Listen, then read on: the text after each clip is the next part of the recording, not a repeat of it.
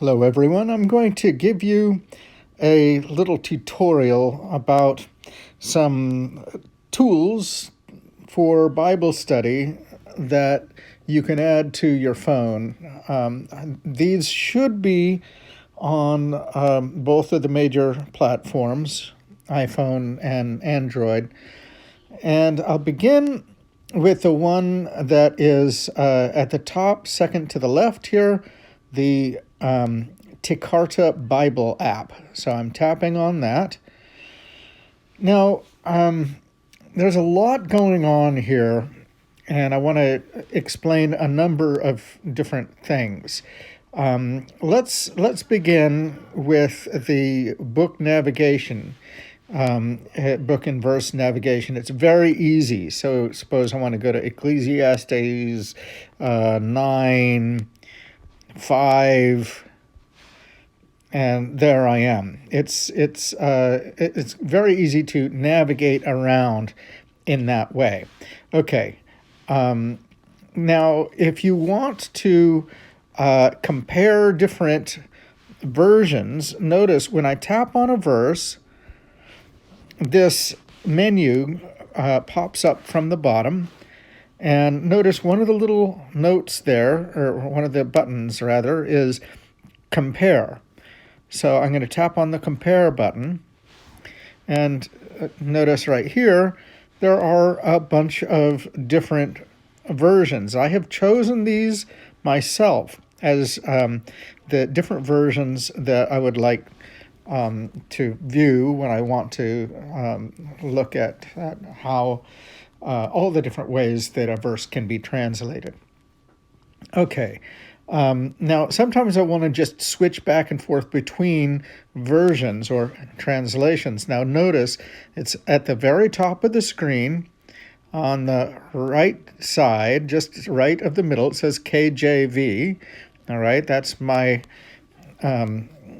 usual translation, but I can choose various translations. By default, it shows you the recent translations, or not just translations. No, in this view, it is translations. That's right. And you can also look at just the ones that you have purchased. And so these are ones that I have actually purchased. And this is a master list of all of the translations, which and it's huge, of course.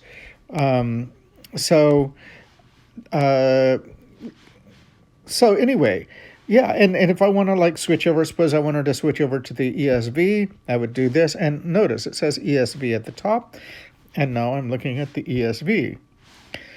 All right, and if I want to go back to the King James, I can just do that. All right, so that's pretty cool. Now, you might notice that there is, at the very center of the top, it says ESVSB.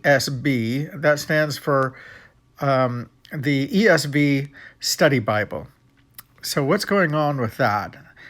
Now, if I tap on that, it opens up a different sort of view. Now, notice I've got ESV Study Bible here. Now I've put it at the top, but there's a number of other things that I've bought on this platform, such as John Gill's exposition of the Bible. Now, before I tap on that, I want to explain basically what I've done.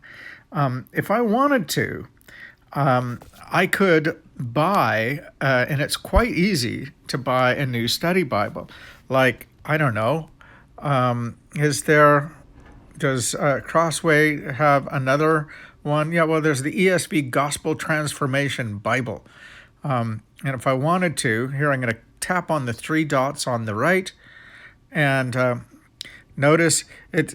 If I wanted to buy it on this platform, it would cost $35. So I don't know if I'm going to plunk down that much, but if I wanted to, I could tap this Try Premium, or even better, I can just try the Open button, and what it's going to do is it's going to open up a free trial. So you can actually spend quite a bit of time with these different study Bibles, and you can just test them out. And that's pretty neat, actually, I think. And so there's a whole category here of study Bibles, and this is like all of them that they have available for you to look at. And similarly, they've got a separate one for commentaries. Now, their list of commentaries is very, very limited, and they don't have much in the way of serious academic commentaries. But then I guess serious academics probably aren't using this app for the most part. But there are some good ones here for sure. And so, like as I say, the John Gill's exposition of the Bible. All right, so let's go back to my usual way of looking at things. So I'm back to my usual sort of view. Now, there's I actually have this set up so that I can look at very easily two different sets of notes to go with the King James. One is the ESV Study Bible. And notice it says V7 here on the right side of the screen, right next to verse 7. If I tap on that, which I will, notice it brings up the notes from the ESV Study Bible. And this is really cool. I'm going to show you something. I'm going to tap on where it says VV 1 through 3. I do that, and it actually brings up a new screen, and I don't have to navigate through the usual Bible reading interface in order to see verses 1 through 3. It just pops them up for me. And that's the case like with this. It's like it gives you a series of different references, and it just opens all of them up at the same time. That is really handy, and it's a huge time saver. Notice the asterisks also in this version of the King James. It actually includes the King James footnotes. I think it is all of the King James footnotes, but I can't vouch for that. Okay, there's another thing. Look at the dotted line right next to the 10 here in the middle of the screen. Right next to the verse number 10, there's a dotted line under the word whatsoever. I'm going to tap on the word whatsoever and look what happens. It doesn't just show you what the cross-reference verse number is. It doesn't just say Colossians 3:17. It actually gives you Colossians 3:17. And if you do this, tap on it, it actually takes you automatically to Colossians 3:17, which is a huge time saver compared to using a paper Bible, I think, obviously. So, and notice what I just did. There's this tiny button here in the upper left. It's like a clock with a back arrow around it. So I'm going to tap on that, and that brings up the history, and it saves the history going back quite a ways. And here is Ecclesiastes 9:9. So that's how I get back to where I was. So now that's basically how to use the built-in ESV, but there's another thing that is definitely worth looking at. The ESV includes quite a few different features, and they are integrated with the app. So notice this big blue button in the upper left. It says Book Intro. That's the intro for Ecclesiastes. So if I tap on it, here it is. And I could read that, obviously, at any time when I'm in Ecclesiastes. But, if I go, say, to Leviticus and then press the Book Intro button, then, of course, it's going to show me Leviticus.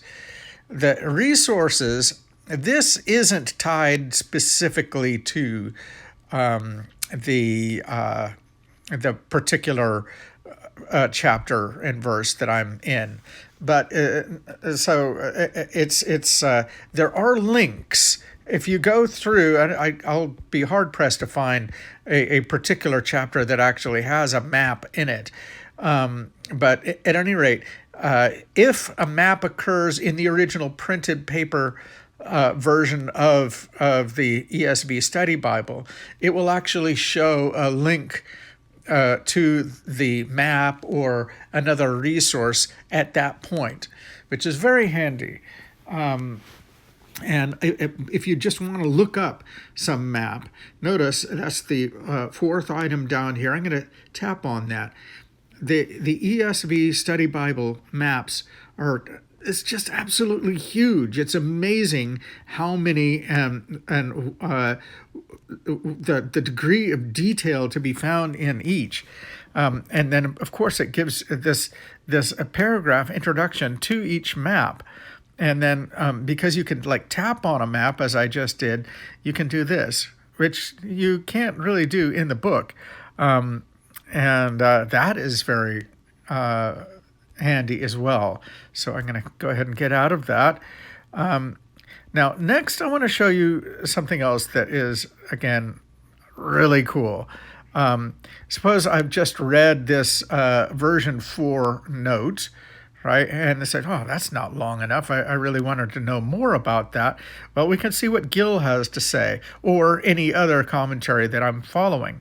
But Gill is queued up in the lower right. Okay, do you see the sort of reddish brown button says John Gill's exposition of the Bible? I'm going to tap on that, and here it actually has navigated to just the place where I was at the top of the previous page, right? So 10:4, here it is. And of course, Gill's got a lot more notes. If I want to go back to my usual view, then I'm going to tap on ESV Study Bible. And here I am back at the usual view.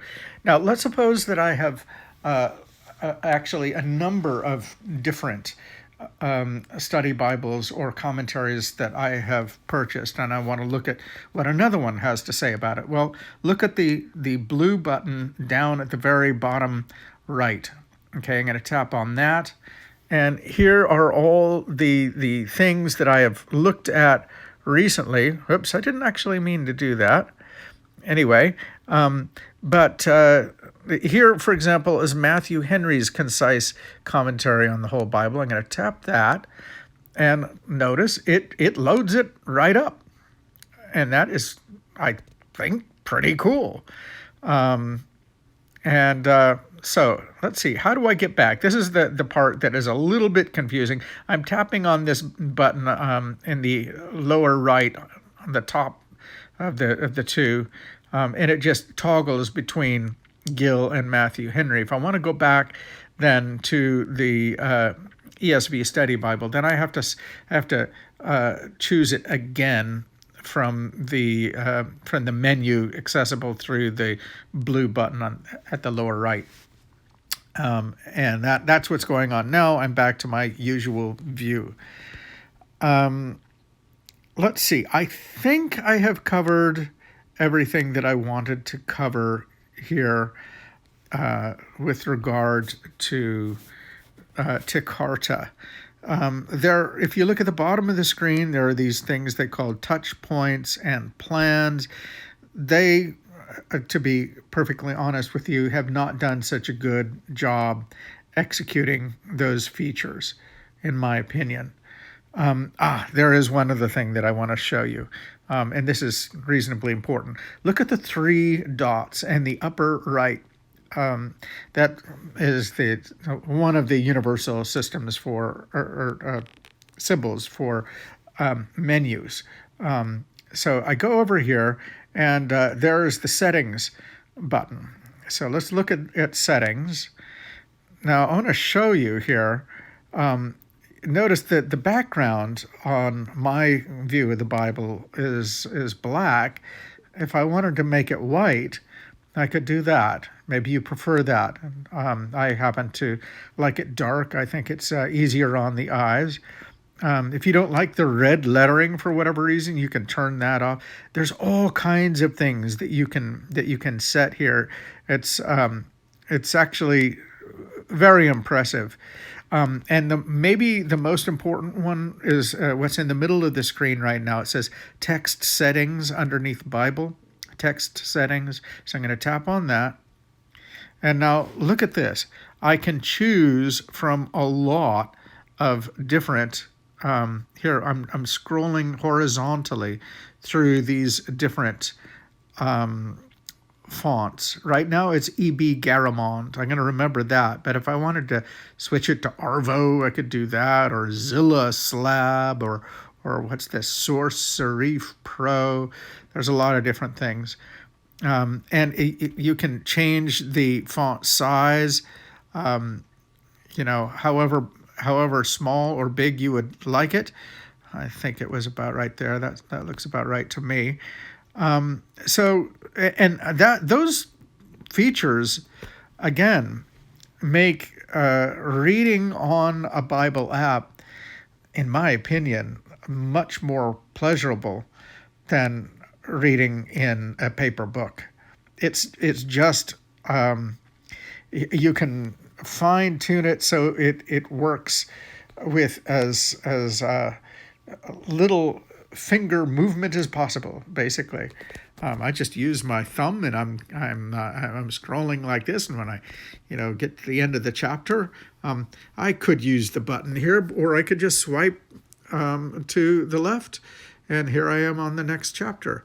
And it's very easy to go back and forth in that way. Oh, here's an example, right, of one of these things. I'm going to have to turn it sideways in order to be able to see it properly. Anyway, so I think, I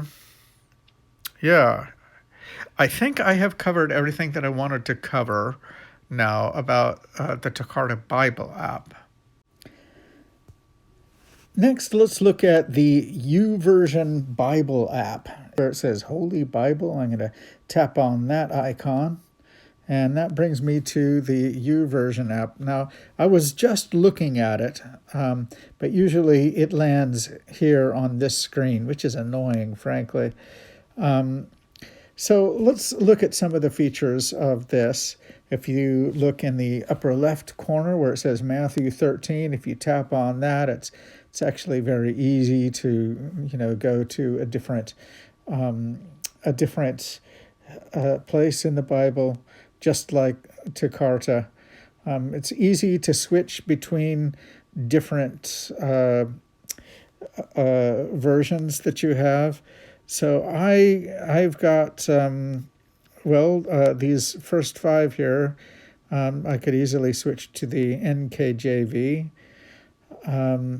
Now, most of the versions of the Bible don't have handy footnotes. In this case, they're not footnotes; they are cross references, and you can't tap on the cross references. So for those purposes, YouVersion just isn't as good. So it's not as good as a study platform. Tecarta Bible is much better as a study platform. So what do I use this for? Well, basically this one feature. You see the play button down on the middle of the bottom of the screen, and there's also a speaker in the upper right part of the screen. I'm going to go ahead and tap on that speaker icon, and it brings up this play interface. Now, have a listen to this. John 3. There was a man of the Pharisees named Nicodemus, a ruler of the Jews. So I don't know if you can The hear same this. came to Jesus by night. There are several rather high quality, one of them I just love, performances of the Bible. It enables you, this interface enables you to go verse by verse, which is great. You can also use your finger to move the slider there. So I really like listening to the Bible as I read it when I'm not very carefully studying it.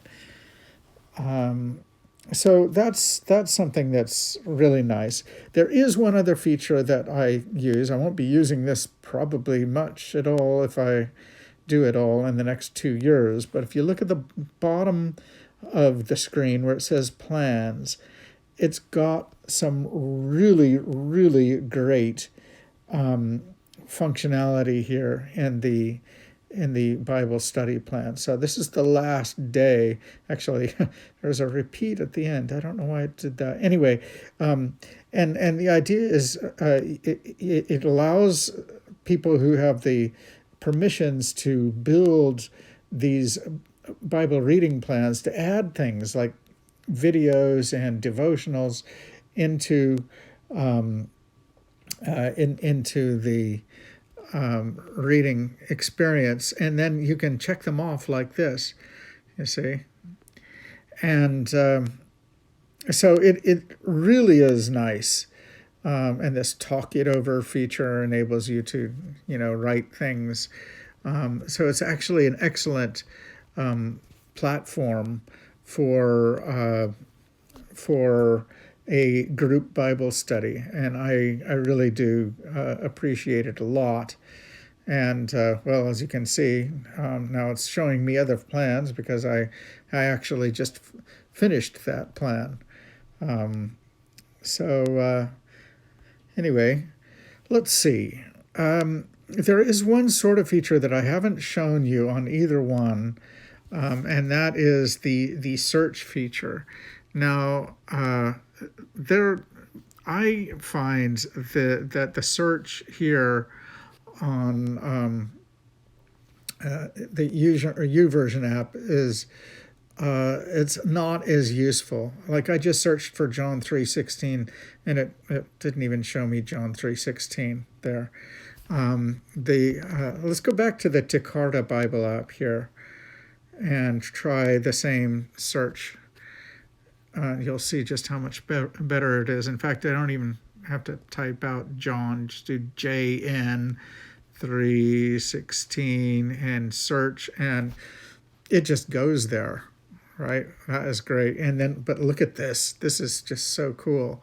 Like, let's say I'm doing a study and I want to find all the instances of soul in the Bible.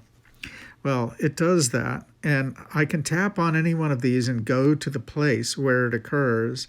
That's very easy, but I can also narrow down the search. You see this button, books all, underneath the search box. And here, all I have to do is like tap on New Testament. Notice now it reads books NT, and it gives me all the instances of the word soul in the New Testament.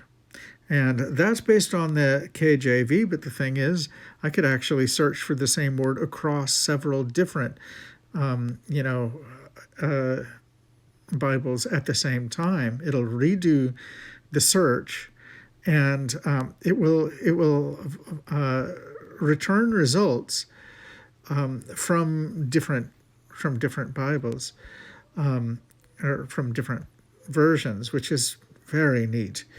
And there's actually a lot of other neat features about the search that I won't go into, but I use it quite a bit. Actually, it's one of the best search features, Bible search features, that I've found on any platform. Okay, the third resource that I want to discuss is the Bible Hub app, which is just a wrapping for BibleHub.com. Notice it's in the upper right corner, kitty corner from the furthest to the upper right, and I'm going to tap on it. What you want, in fact, is this search box. So let's just type in some random sort of verse, Matthew 1:21, and when you come to the verse page, the default view is a parallel comparison of many different translations of Matthew 1:21. It's quite a rich resource. Now, that corresponds, you see, the two lines of abbreviations. One says NIV, NLT, ESV. Okay, so those are each different translations, obviously. The second line has various resources that are tied to either the individual verse or, in a few cases, the whole chapter. So right now you're looking at the PAR page. So that's basically what that is. Now there's a few other pages that I find extremely useful. One is, if you look in the middle of this list, it says COM. That stands for commentaries. So I'm going to tap on that. And you see all of these names here, Alford, Barnes, Bengal, etc. Those are all the names of different commentators, and these are things that they have written about that particular verse. Now, in a few cases, these, like as in the case of Matthew Henry's Concise, it doesn't give you a commentary just on this particular verse. It gives you a commentary on the section that it is contained in. But in some cases, like Barnes, it doesn't just go verse by verse, it goes phrase by phrase. And so this is, again, an extremely rich resource. Now, these are all public domain, they're old stuff, and a lot of academics will poo-poo this because, of course, being old, it doesn't include the latest research and so forth. On the other hand, not being new, it's also not full of the sorts of shall we say, theological and doctrinal adventurism that can be found in modern research. So it's good stuff. It's very useful. It's very interesting. Now have a look right next to the com up here in the top. Notice what I'm doing right now. I am scrolling with my finger left and right. Now, right next to com is INT, interlinear.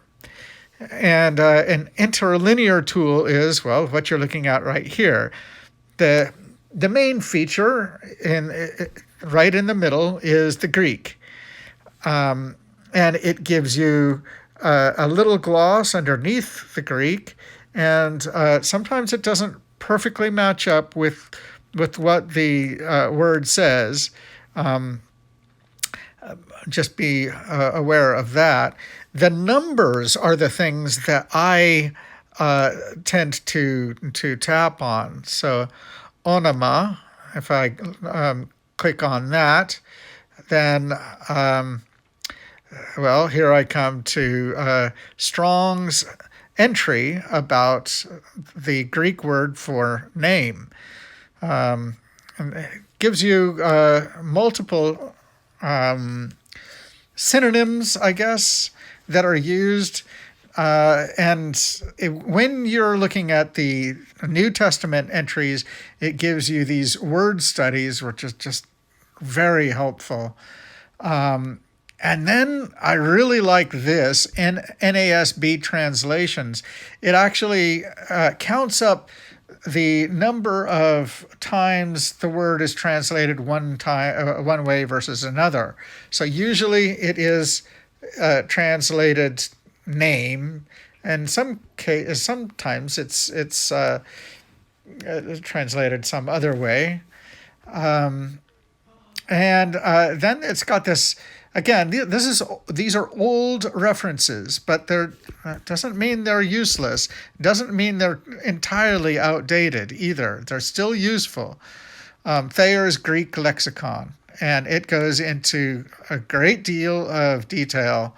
And it is, of course, it's a biblical Greek lexicon, so it gives you the meaning in the context of the Bible. So that is really, really useful stuff if you ever want to dig into the meaning of particular words. I guess I won't go into it anymore, but I find it extremely useful. So there's a few other things here that I want to point out. One of these actually has multiple versions of the Greek text. Is it BBB? No.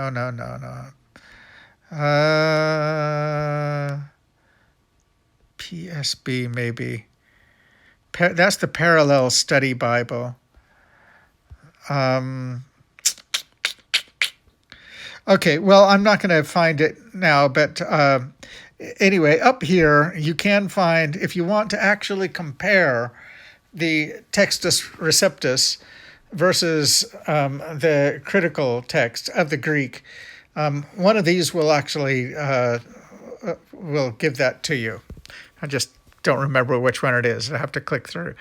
Now, if you're looking at the Old Testament, then it's a little bit different.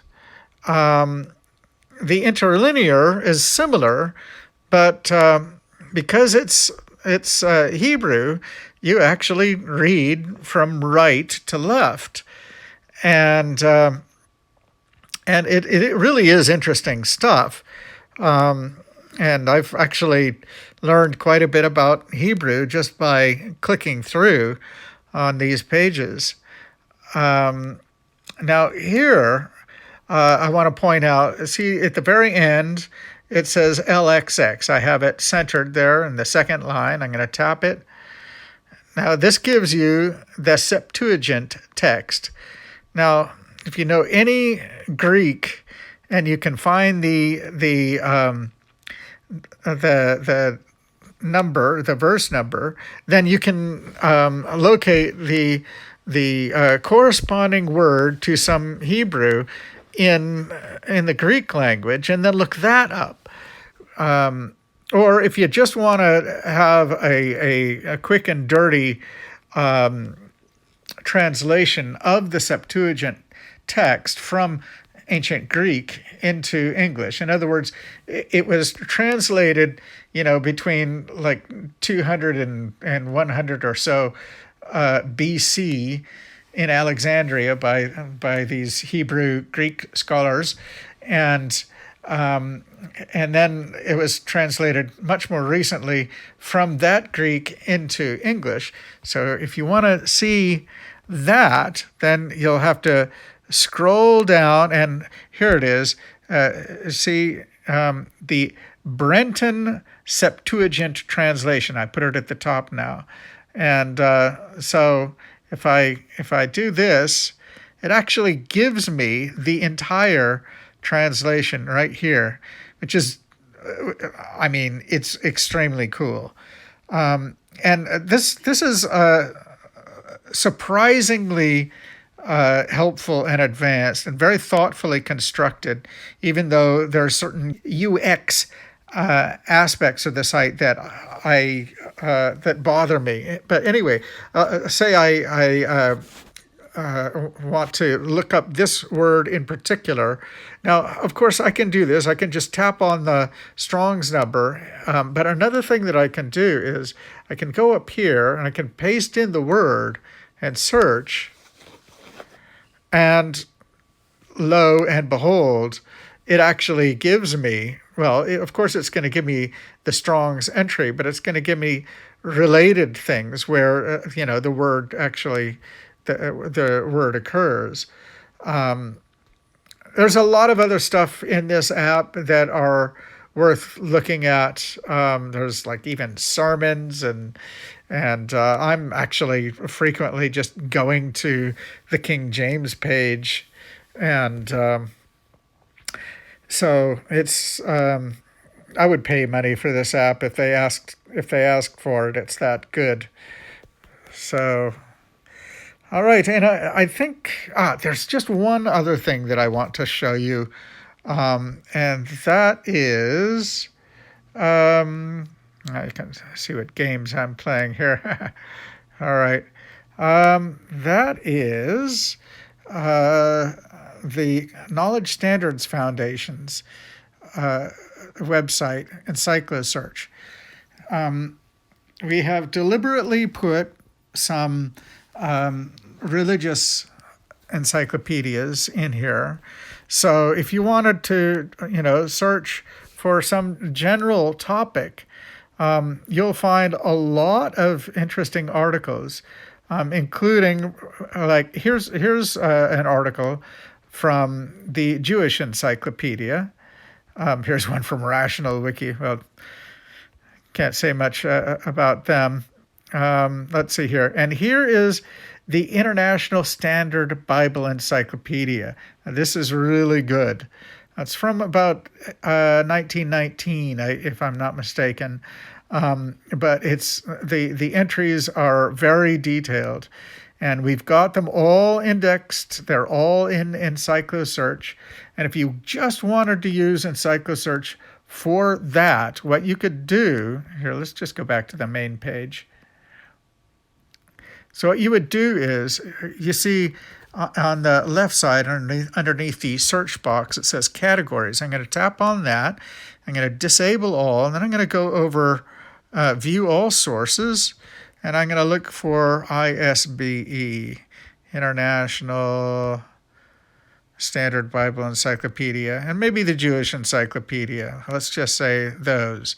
All right. And then I do something like Abraham, and I search, and lo and behold, I have a number of articles, and and it's really good. These resources are extremely helpful, even if they are old. They're very well put together, and the information in them is still reasonably current. Now, of course, you could go to any number of other free reference sources and also do this sort of search. But I find this to be one of the fastest ways to surface the articles that I'd be looking for a general introduction to a concept or a person or a place. Okay, so that is it.